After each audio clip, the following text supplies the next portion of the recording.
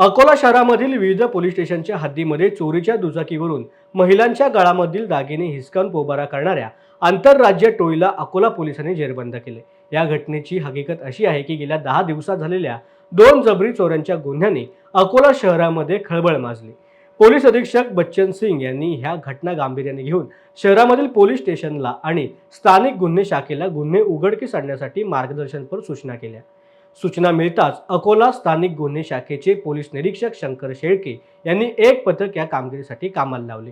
या पथकाने तांत्रिक आणि गोपनीय माहितीच्या आधारे आरोपींची ओळख पटवली आणि त्यांना मध्य प्रदेशमधून जेरबंद केले। सदर गुन्ह्यामध्ये इंदोर येथील कुविख्यात चेन स्नॅचर सहभागी असल्याचं निष्पन्न झालंय। पुढील कारवाई अकोला स्थानिक गुन्हे शाखेच्या मार्फत चालू आहे।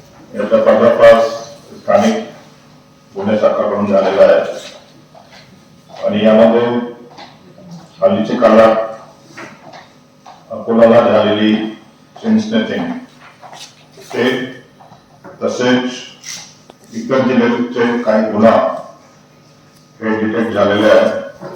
अद्याप यामध्ये 3 आरोपी मुख्यतः शंकर फूलचंद भादोरिया, संजय ब्रिजमोहन चौकसे, अभिषेक आनंदीलाल साहू या तिघांना डिटेन केलेला आहे आणि तपासामध्ये त्यांनी आणखी गुन्ह्यामध्ये सहभागीबद्दल कबुली दिलेली आहे।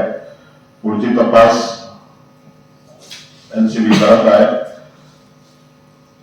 असे जे गुन्हेगार आहेत ते चेन स्नॅचिंग किंवा दरोडा किंवा घरफोडी अशा गुन्ह्यामध्ये समाविष्ट असेल तर त्याचे विरुद्ध स्ट्रिक्ट प्रिव्हेंटिव्ह ऍक्शन आम्ही घेणार आहोत।